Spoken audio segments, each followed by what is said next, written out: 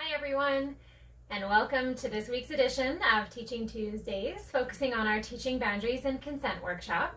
My name is Heather, and today I'm going to talk to you a little bit about finding some of those educational opportunities or those teachable moments in our daily lives where we can have some great conversations or throw in some good statements or questions to get our kids thinking about boundaries, about consent, about how we interact with other folks. So I'll show an image here too, just really quickly, but it looks at simple ways of how to kind of put some of those consent-seeking statements in conversations with kids.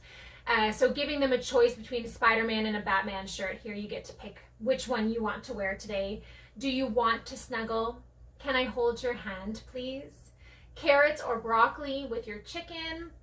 Give some space while your brother uses the washroom. Your friend fell down. Can you check in on her? And it's okay if you don't want to hug or kiss someone. So those are just some really simple statements right there that you can kind of start incorporating into everyday conversations. And maybe you have a few of your own that you'd like to share too. So for today, we're going to look at 3 different educational opportunities. And these are part of our Teaching Boundaries and Consent workshop. So we'll share a couple of slides from that workshop today as we have these conversations. So the first one is Colson and Connor are wrestling when Connor shouts out in protest. So Colson is 5, Connor is 2. So some statements or questions that we might be able to say is, it sounds like Connor doesn't like that game anymore. Or Colson, can you check in with Connor?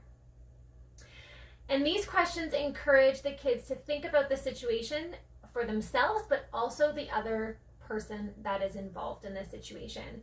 And some follow-up statements that you could use with that as well. To Colson, so he's our 5-year-old. Connor is still learning to use his words, so sometimes we have to pay attention to his sounds and check in to see if he still wants to play the game or to wrestle in their case. And then to Connor, keeping in mind he's only 2, so we're just starting some of this stuff, it's okay to say, stop, I'm all done, or I don't like that. So some easy introductory statements to consent and boundaries for Connor. The second educational opportunity that we're going to talk about today is Mateo. He is age 6, tells his parents that an older kid at school is bullying him. So some of the questions that we have that could be helpful. Can you tell me more about that? When this kid bullies you, what do you do? Does your teacher or the principal know? And do you want our help? So all of these questions are fairly open-ended except for the last one.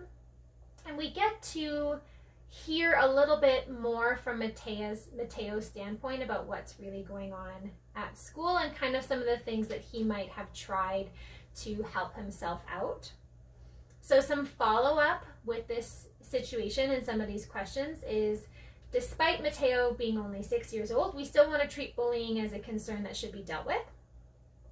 The more we can involve Mateo in the process of working through the situation, the more empowered he's going to feel, and he'll be more supported and feel okay about asking for help. If they want your help, work together to come up with a plan. And if Mateo doesn't want your help, maybe explore some ways they feel comfortable coping with the situation for now. And regardless of what they decide, be sure to check in with them in a couple of days or weeks to see how things are going, and if necessary, ask if they are ready for some help. And the last educational opportunity, a family is watching a PG movie when a woman suddenly kisses a man without asking. Some statements or questions we could throw in.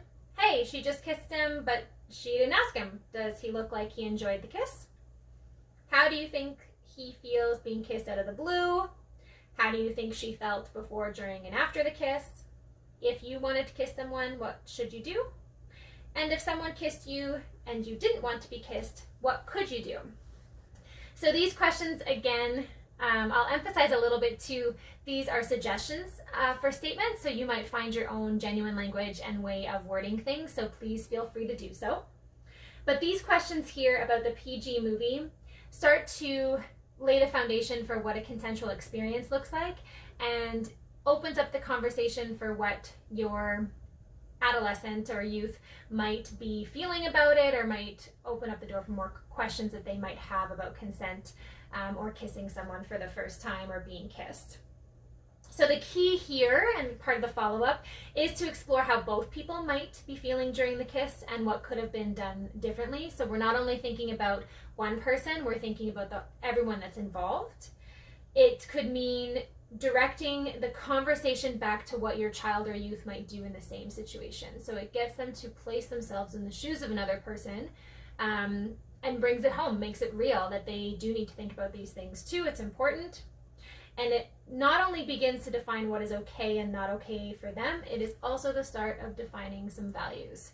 Value exploration is a component of this workshop as well. So if you ever get to take it, you'll learn a little bit about some values too. So those are just 3 examples about some educational opportunities that may or may not come up. There's countless other ones that we could kind of go on and on within this video about. So anyways, thank you for tuning in. Take away what resonates with you, leave behind what doesn't, and we'll talk to you again soon. Thank you.